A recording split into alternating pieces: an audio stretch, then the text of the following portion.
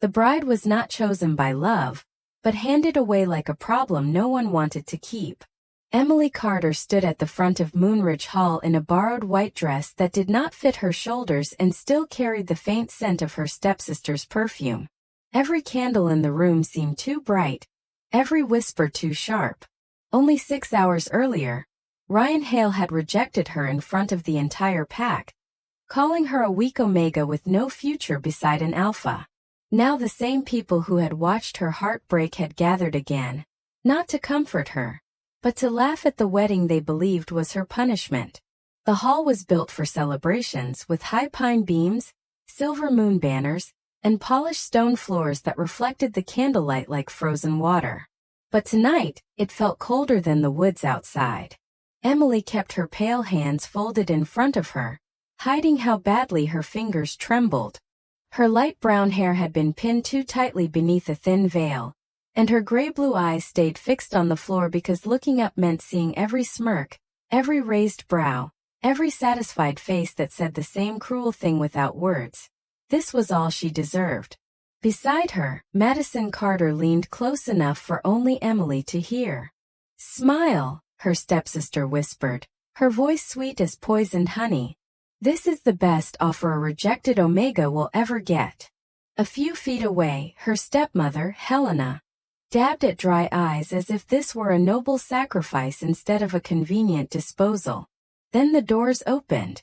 The laughter faded, not because the groom was impressive, but because he was worse than the rumors. Caleb Stone entered alone, wrapped in a dark coat worn at the edges, his broad frame slightly bent as though old pain had settled into his bones. A pale scar cut across the left side of his face, from his temple to the corner of his jaw, not ugly but impossible to ignore. His dark hair brushed his collar.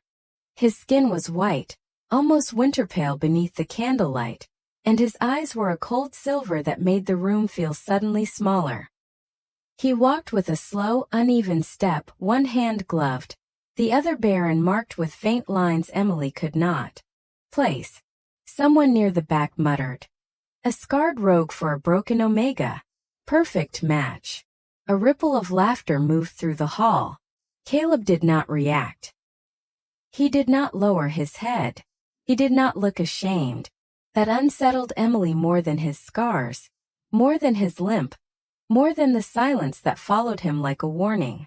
When he stopped beside her, the air changed. Her wolf, usually quiet and frightened, lifted its head inside her chest. Emily forced herself not to step back. The elder opened the marriage book with a sigh, as if even the ceremony bored him. "Emily Carter of Moonridge Pack," he said. "Do you accept Caleb Stone as your husband under the witness of the moon?" Emily's throat tightened.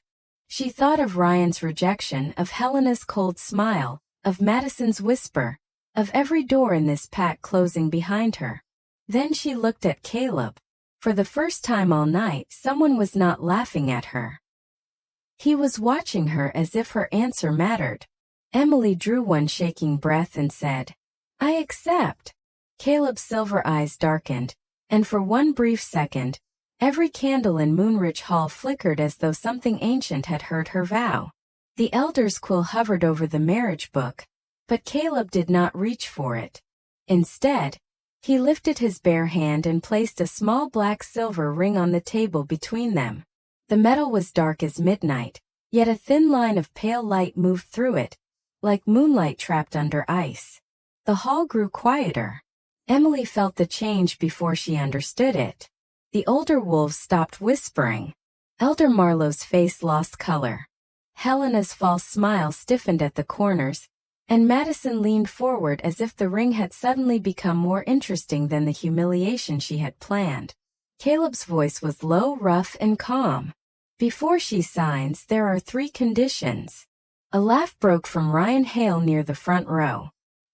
He stood with his arms folded, handsome in his dark blue formal coat, still carrying himself like the center of every room.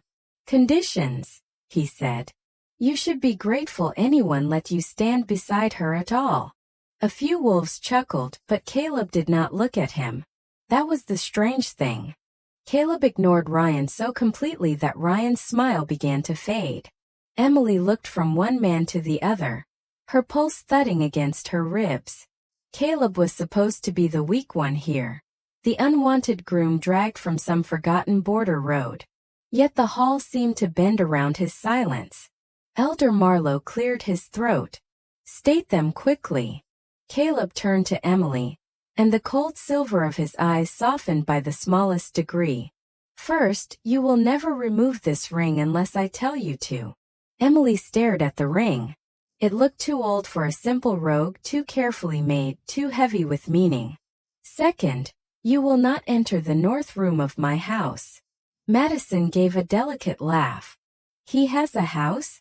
How touching." Caleb continued as if she had not spoken. "Third, you will not ask about the scar." The room waited for Emily to flinch. Everyone did. They wanted her embarrassed, afraid, cornered into another public surrender. But Emily only looked at the scar across his face. It was not the mark itself that troubled her. It was the way every wolf in the room seemed desperate to reduce him to it, as if naming a wound made them stronger than the man who carried it. She swallowed. "And what do I receive in return?" A murmur moved through the hall. No one expected the rejected Omega to ask for anything. Caleb's gaze sharpened, not with anger, but with something almost like approval. "My name. My protection. A home where no one will make you kneel to prove you are worth less than they are."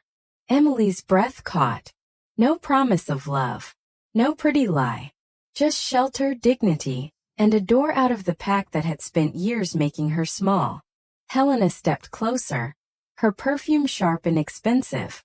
"Accept, Emily. Do not make this harder than it needs to be." Emily knew what that meant. If she refused, they would not save her. They would simply find another way to throw her away. So she reached for the ring. The instant her fingers touched the black silver, warmth shot through her palm and up her arm, not painful but startling, like standing too close to a winter fire. Caleb's hand closed over hers, steadying her before anyone noticed she had nearly gasped. For one heartbeat, she heard something impossible beneath the noise of the hall. A deep, distant howl answering from somewhere beyond the walls. Caleb slid the ring onto her finger, and it fit as though it had been made for her long before she was born. Elder Marlowe's quill scratched across the page. "The bond is witnessed." A chill passed through the room. Outside, far beyond the windows of Moonridge Hall, every wolf in the forest went silent. Emily left Moonridge Hall without music, blessings, or a single flower thrown at her feet.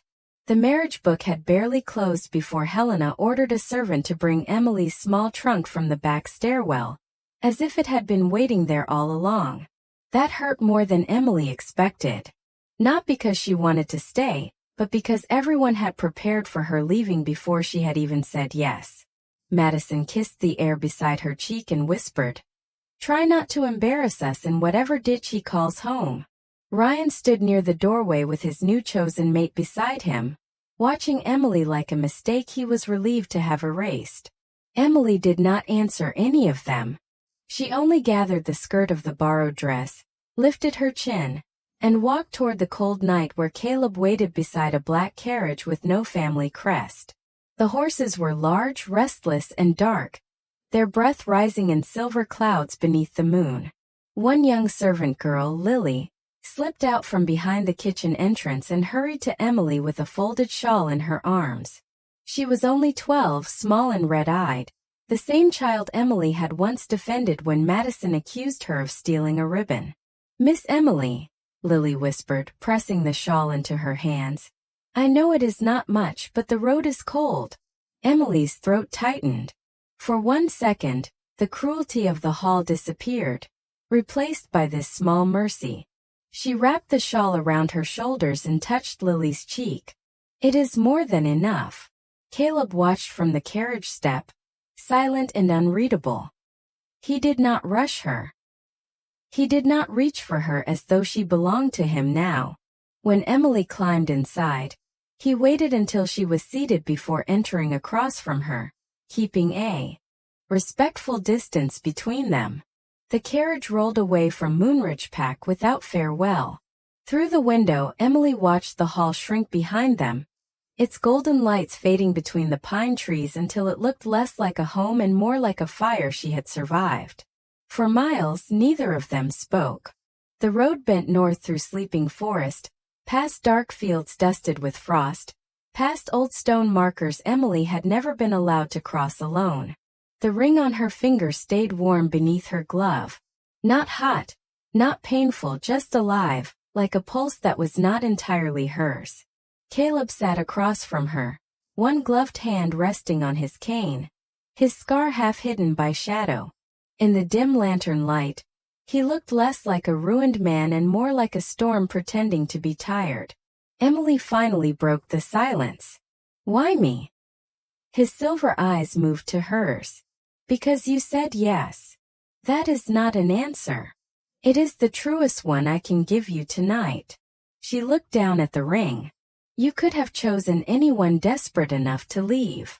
Caleb was quiet for so long she thought he would refuse to answer. Then he said, "Desperation is common. Kindness is not." Emily almost laughed, but the sound caught in her chest. "You do not know me. I know what I saw." "And what was that?" His gaze lowered briefly to the shawl in her lap, to the way her fingers still held it carefully, as though a poor girl's gift deserved the tenderness of a crown jewel. Someone who still knows how to be gentle after being given every reason not to be. The words entered Emily softly, then settled somewhere deep and aching. Outside, the forest thickened. The carriage turned onto a narrow road she had never seen on any Moonridge map. Far ahead, beyond the black pines, a single house waited on a hill, its windows dark, its roofline sharp against the moon. Caleb looked toward it, and for the first time Emily saw unease cross his face. "That is where we will live," he said. Emily stared at the lonely house, then at the man who had become her husband before she ever learned his truth. Behind them, Moonridge vanished. Before them, the north door waited. The house at Blackpine Border did not look abandoned, but it did look as if the world had learned to leave it alone. It stood on a low hill surrounded by towering pines, its gray stone walls weathered by years of snow and wind, its narrow windows reflecting the moon like watchful eyes. No lantern burned outside. No servant came running to greet them. Yet the moment the carriage stopped, the horses calmed, lowering their heads as if some unseen command had passed through the air. Emily stepped down carefully, her borrowed wedding shoes sinking into the frost-silvered grass. The cold touched her face, sharp and clean, carrying the scent of pine, damp earth, and something older beneath it, something like smoke after a storm. Caleb moved more slowly, leaning on his cane as he climbed down, but Emily noticed the driver did not offer him help. Not out of rudeness, out of fear. The man kept his eyes lowered until Caleb dismissed him with a single nod. No words. No koinixchand. The carriage rolled away into the trees, leaving Emily alone with her new husband and the house that waited in silence. "This is yours?" she asked. Caleb looked at the dark windows. "For now." It was a strange answer, but by then Emily was learning that Caleb's stone seemed built from strange answers. He unlocked the front door with an iron key marked by the same half-erased symbol she had seen on the ring. Inside, the air was warmer than it should have been. A fire already burned in the great room, though no one had entered ahead of them. Emily paused on the threshold. Her wolf stirred uneasily, not frightened exactly, but alert. The home was not grand like Moonridge Hall, yet it carried a weight that pressed gently against her skin. The stone fireplace was carved with old northern patterns. The rugs were simple but rich. A long table stood beneath a covered map so large it reached nearly from one end of the wall to the other. Several letters lay stacked beside it, sealed in black wax. Caleb moved across the room and turned the letters face down before she could read them. Emily pretended not to notice. "Your room is upstairs," he said. "The second door on the right. It has a lock from the inside." She looked at him quickly. "From the Inside. Yes. The answer was simple, but it loosened something in her chest. At Moonridge, locks had always been used to keep her in or keep her out. Caleb offered one as a choice. He led her through the house, his cane tapping softly against the floorboards. They passed a narrow hallway where dust covered several portraits, all turned toward the wall. They passed a closed door at the far northern end, dark oak, iron-bound, with no handle on the outside. The ring on Emily's finger warmed suddenly. Caleb stopped before she could ask. "That is the room I warned you about." His voice held no anger, only strain. "Do not open it, Emily. Not even if you hear my voice from the other side." A chill slipped beneath her shawl. "Why would I hear your voice?" Caleb's jaw tightened. For a moment, the scar on his face seemed paler than his skin.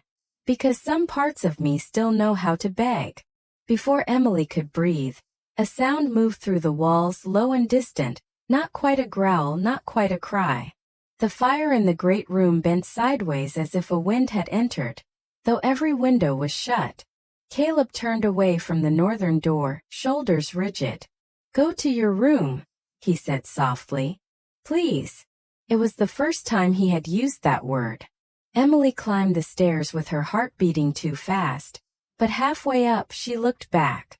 Caleb stood below in the dim firelight, one hand pressed against the scar on his face, his silver eyes fixed on the door as if something inside it had just called him by his real name.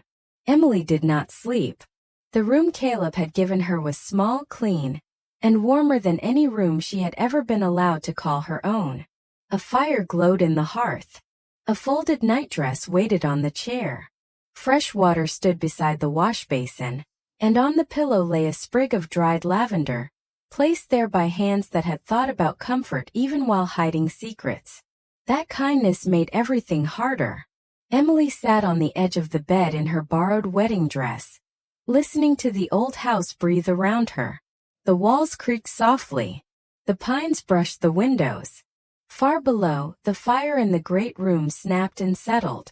Then the sound came again from the northern end of the hall, low, strained, and full of pain. Emily froze. Caleb had told her not to open that door, not even if she heard his voice. But this was not a trick. She knew pain. She had grown up hearing it swallowed behind polite smiles, hidden under obedience, pressed down until it became silence. This was not silence. This was someone trying not to fall apart. The ring on her finger warmed until she closed her hand around it. Her wolf lifted inside her chest, not afraid now, but urgent. Emily stood. The floorboards felt cold beneath her bare feet as she stepped into the hallway. Moonlight spilled through the narrow windows, turning the dust silver. Every step toward the north room made the air heavier. The door had no handle on the outside. Yet when Emily reached it, the black-silver ring flashed once, and the iron lock opened with a soft click. She should have run. Instead, she pushed the door inward. The room beyond was almost empty. No bed. No furniture except an old chair, a basin of water, and chains of silver markings carved into the stone floor, glowing faintly like dying stars. Caleb knelt at the center of them, one hand braced against the ground, his dark coat discarded beside him. His cane lay several feet away, untouched. The scar on his face was no longer just a scar. Pale light moved beneath it, spreading in thin lines down his neck and across his shoulder like frost cracking over glass. Shadows gathered around him, not violent, not wild, but restless, circling as if they were waiting for him to give in. Emily covered her mouth, not from disgust, but from the ache that went through her when she saw how tightly he was holding himself together. Caleb's head lifted. His silver eyes locked onto hers. "You should not be here." His voice was rough, almost unrecognizable. "I heard you. I told you not to come. You were hurting." He gave a quiet, bitter laugh that was not a laugh at all. "That has never been reason enough for anyone to stay." Emily stepped over the first glowing mark. The room shuddered softly. Caleb's hand tightened against the stone. "Stop." She did, but she did not leave. I do not know what this is, she said, her voice trembling. I do not know what you are. His eyes darkened with something like shame. Then be wise, Emily. Be afraid. She looked at the scar, at the shadows, at the powerful man kneeling like the weight of his own body had become too much to carry. Then she remembered the hall, the laughter, the way he had given her a lock from the inside. Slowly, she crossed the last few feet and knelt before him. I am afraid, she whispered. But not of you. Caleb went completely still. Emily reached out and placed her pale hand gently against his shoulder. The moment she touched him, warmth bloomed beneath her palm, soft and golden, answering the cold light of his curse. The shadows pulled back. Caleb drew a sharp breath, as if no one had touched him without fear in years. Outside, beyond the sealed windows, every pine in Blackpine Forest bent toward the house. By morning, the north room was silent, but Emily could still feel the memory of Caleb's pain beneath her palm. She woke in her own bed with no memory of returning there, the lavender still beside her pillow, the black silver ring resting warm against her finger. For one fragile moment, she wondered if the night had been a dream made from fear and moonlight. Then she saw a folded note on the small table near the window. Rest today. You gave more than you understand. There was no signature, but she knew his hand. Emily dressed slowly, choosing a simple pale blue gown she found in the wardrobe, one that fit as if someone had known her size before she arrived. Downstairs, the house felt different. The fire burned low. The covered map remained untouched. Caleb stood near the back door, facing the forest, his cane in one hand, though he did not seem to be leaning on it as heavily. The scar across his face looked calmer, less bright, almost like an old wound instead of a living curse. When he turned, something unspoken passed between them. Gratitude. Fear. A question neither of them was ready to ask. You should have stayed away, he said softly. Emily lifted her chin. You should have told me the truth. His eyes lowered to the ring. Some truths are dangerous. So is loneliness. Caleb looked at her, then truly looked, and for a second the guarded man from Moonridge Hall vanished. Before he could answer, the sound of wheels cut through the quiet outside. Caleb's expression hardened. Emily moved to the window and saw two fine carriages rolling up the frost-covered drive, their wheels throwing pale mud over the grass. Her stomach tightened before the doors opened. Ryan Hale stepped out first, polished, confident, smiling as though he had come to inspect something he already owned. Madison followed in a cream traveling coat trimmed with white fur, her golden hair perfect despite the cold. Behind them stood two Moonridge elders and several attendants carrying boxes. Emily went still. Caleb's voice was low behind her. Did you invite them? No. Then stay inside.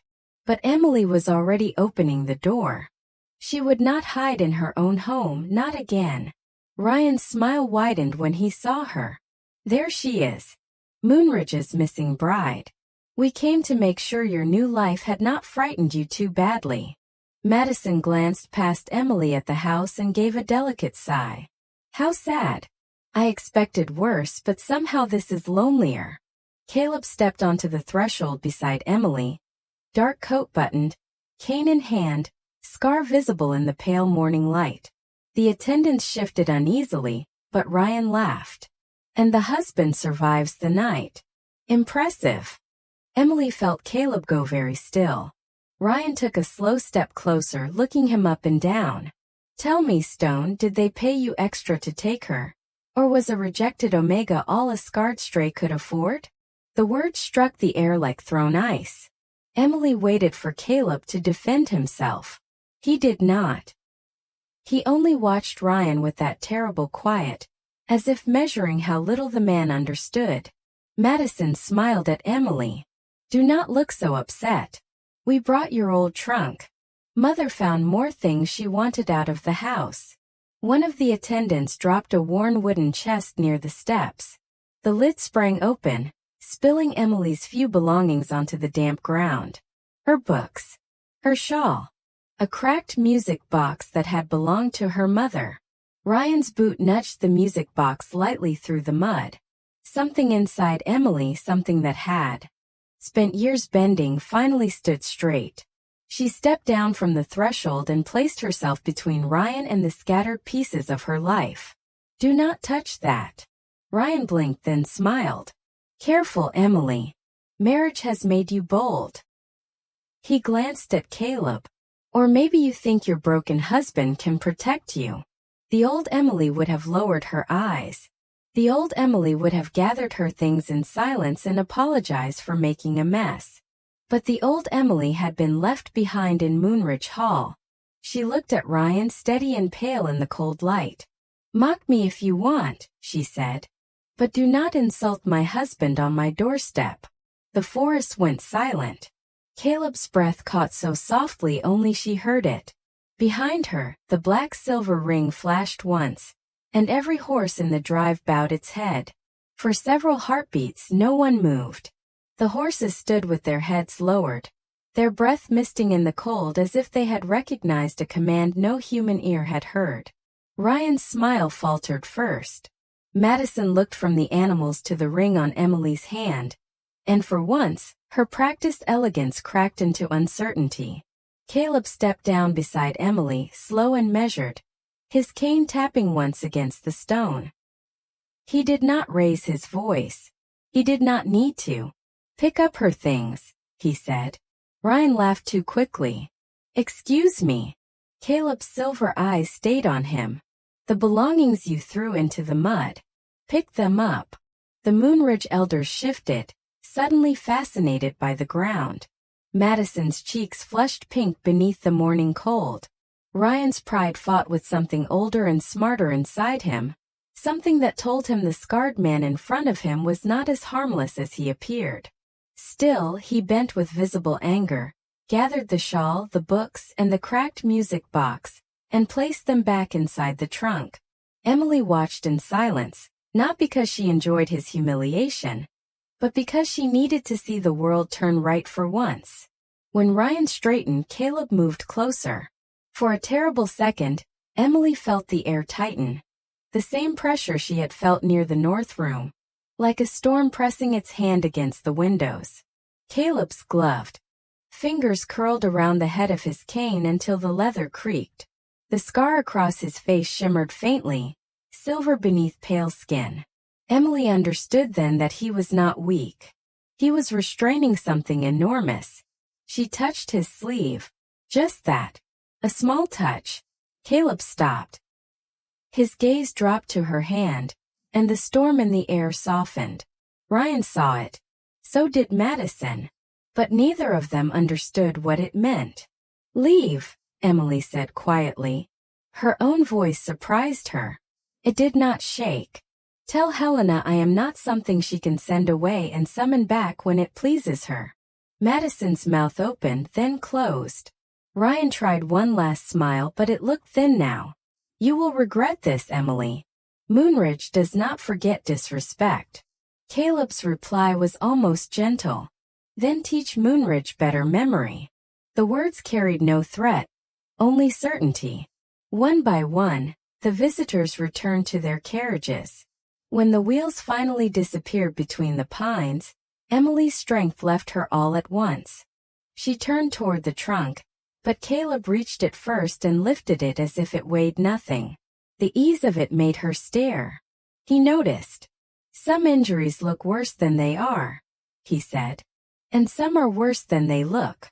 Inside the house, he set the trunk near the fire and then, to Emily's astonishment, lowered himself to one knee before her.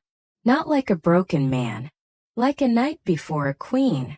No one has stood between me and insult in a very long time," he said. Emily's throat tightened. "You stood for me first. I gave you a name." His eyes lifted to hers, raw and bright. "You gave me back a piece of myself." The fire snapped softly. Emily should have stepped away, but she could not. "Who are you, Caleb?" The question entered the room and changed it. His expression closed, but grief moved behind it. "A man with too many names." That is not enough anymore. He bowed his head, and for the first time since she had met him, he looked almost afraid. If I tell you the truth, you may wish you had stayed at Moonridge. Emily looked at the scar, the ring, the covered map, the closed northern door, and the man kneeling before her as though her judgment could wound him more deeply than any curse. I did not marry a lie, she whispered. Caleb's hand tightened around hers. Outside, a distant horn sounded from the forest, low and royal, and his face went still with recognition. The horn sounded again, deeper this time, rolling through Blackpine Forest like thunder under the earth. Caleb rose so quickly that Emily forgot his limp had ever existed. The cane remained on the floor between them, unnecessary and suddenly false. His face changed not in shape, but in weight, as if the tired mask he had worn since Moonridge had slipped for one dangerous second. Emily saw command in him then. Not anger. Not fear. Command. He crossed to the window and moved the curtain barely an inch. Outside, the pines were no longer still. Torches glowed between them, dozens of pale flames moving toward the house in a perfect ring. Horses stepped through the frost. Men in dark uniforms spread across the hill, their cloaks marked with the silver crown of the northern court. Emily came to stand beside him, her heart climbing into her throat. Who are they? Caleb did not answer quickly enough. That was answer enough. A carriage stopped at the foot of the drive, black lacquer polished like a funeral mirror. Its door opened, and a tall man stepped out wearing a gray coat trimmed in silver. He was clean, elegant, and cold in a way that made the winter morning feel warm by comparison. His hair was pale blonde, his gloves white, and his smile held no kindness at all. Caleb's hand closed around the curtain. Victor Ashford.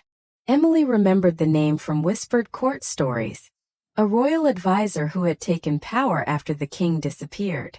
Some called him regent. Others called him the man who smiled while kingdoms starved. Victor lifted his gaze to the house, and though he stood nearly 50 yards away, Emily felt as if he had looked directly through the wall and found her. Caleb, she whispered. What did you do? His silver eyes moved to hers. I survived. Before she could ask what that meant, a knock struck the front door. Not loud, not frantic, but formal. Certain. Caleb stepped toward it, but Emily caught his sleeve. You said some truths were dangerous. They are. Then tell me one before they do. The pain in his face was quieter than the curse, and somehow worse. I never meant for you to be dragged into my war.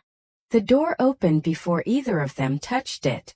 The black silver ring on Emily's hand flashed, and the lock released as if obeying a higher law. Victor Ashford stood on the threshold with 4 court guards behind him. Their armor was ceremonial, polished, meant to impress rather than threaten, but Emily still felt the power of the court pressing into the room. Victor's eyes went first to Caleb, then to Emily, then to the ring. For the first time his smile faltered. How interesting, he said softly. So the rumor was true. He found someone foolish enough to wear it. Emily lifted her hand by instinct, hiding the ring against her skirt. Victor noticed and smiled again. Do not be frightened, Mrs. Stone. You have no idea what you are protecting. Caleb stepped between them. Leave her out of this. The guards reacted to his voice before they could stop themselves. 2 lowered their eyes. 1 took half a step back. Victor's expression sharpened. Still giving orders from a borrowed name?